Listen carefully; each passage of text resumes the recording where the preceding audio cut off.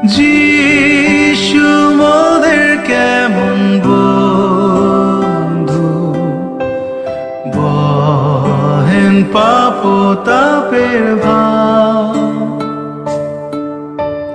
মনের কথা ঈশ্বর শুনে বলিলে হয় সুখপার।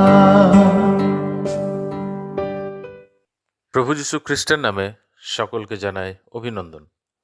পবিত্র বাইবেলে মথিলিখিত সুসমাচার তার 17 অধ্যায় তার 2 পদে আমরা এইরূপ দেখতে পাই, পরে তিনি তাহাদের সাক্ষাতে রূপান্তরিত হইলেন, তাহার মুখ সূর্যের ন্যায় দেদীপ্যমান এবং তাহার বস্ত্র দীপ্তির ন্যায় শুভ্র হইল।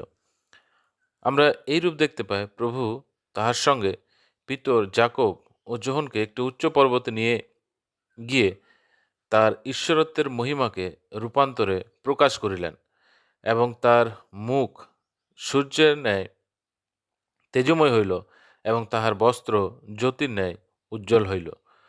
মুখ মানুষের একটি বিশেষ অঙ্গ, যার দ্বারা মানুষের পরিচয় পাওয়া যায়।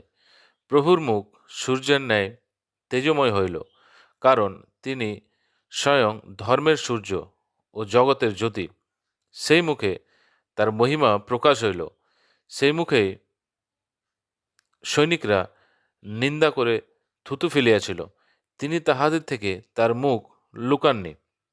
তাহার বস্ত্র জ্যোতির ন্যায় উজ্জ্বল হইল, তার কারণ মহিমার তেজ কেবল তার মুখ থেকে বরং তার সমস্ত দেহ থেকে বেরিয়ে যাচ্ছিল, যা তার বস্ত্র থেকে নির্গত হচ্ছিল। এই কারণ তাহার বস্ত্র জ্যোতির ন্যায় উজ্জ্বল হইল, যাহা মনুষ্য জাতির জন্য ক্রুশে বলিদান হইল ও মৃত্যু থেকে তৃতীয় দিনে জীবিত হইলেন, যেন যে কেহ তাহাকে বিশ্বাস করে সে উদ্ধার পায়। এই যুগের শেষে যখন প্রভু যীশু স্বর্গ হইতে এই সংসারে রাজত্ব করার জন্য আসিবেন, তখন তিনি এই মহিমাতেই আসিবেন। তখন যাহারা তাহাকে বিশ্বাস করিয়াছে তাহারাও স্বর্গ হইতে এই মহিমাতে আসিবেন।